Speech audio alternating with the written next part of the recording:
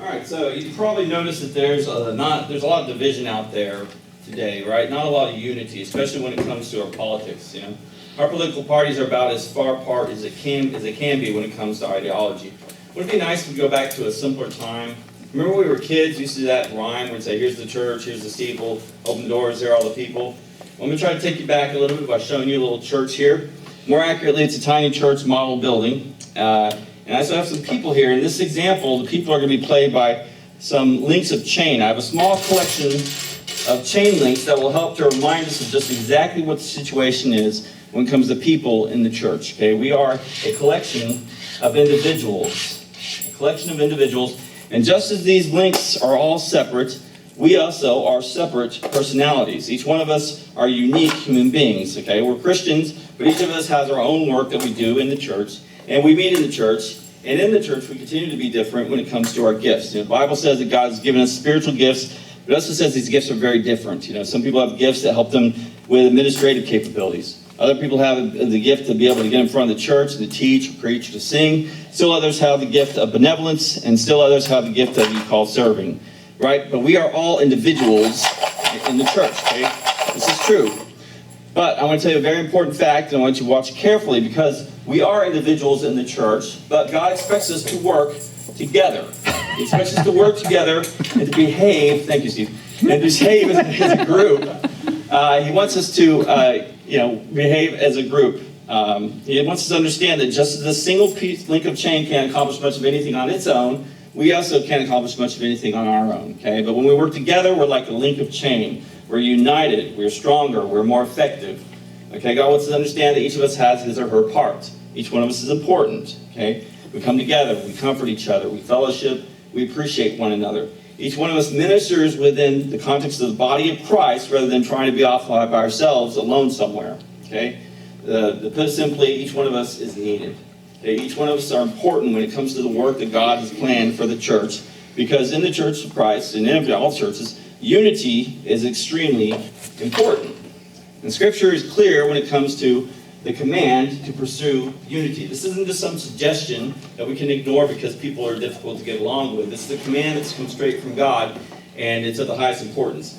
1 Corinthians 1:10 says, I appeal to you, brothers and sisters, in the name of our Lord Jesus Christ, that all of you agree with one another in what you say, and that there be no divisions among you, but that you be perfectly united in mind and thought.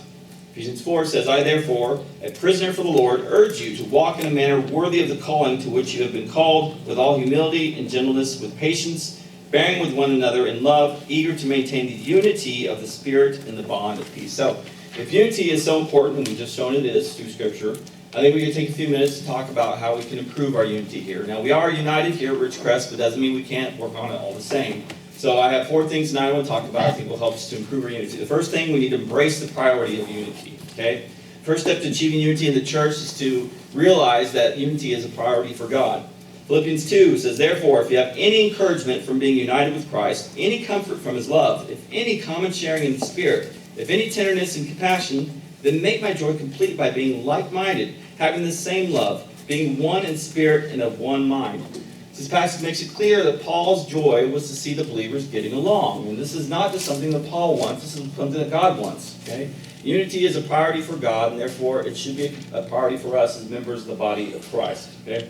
Second thing we should do is we should have a common goal and purpose. I think the step 2 in achieving more unity is to identify those things that we have in common. As members of the church, we have in common our faith in Jesus and his love for us. In the passage we just read, it talks about 3 specific things that we must share. Okay? We must have the same mind, the same love, and the same spirit. Now, this doesn't mean we're going to agree on everything, okay? But it means our overriding priority is to serve God and fulfill his will. Okay? So when we share a common goal and priority of living for Jesus, other things that tend to divide us will start to fade away. Does that make sense? Okay. Third thing we can do is we can be humble. I think more than almost anything else, humility will help us maintain peace and harmony with each other. Ephesians 4:2 says, be completely humble and gentle. Be patient, bearing with one another in love. So you got to put up with me, okay? Take it easy. But when we have humility, we're going to put other people first. And when we have this kind of humility, we're imitating Christ. And that's going to help us to create more unity.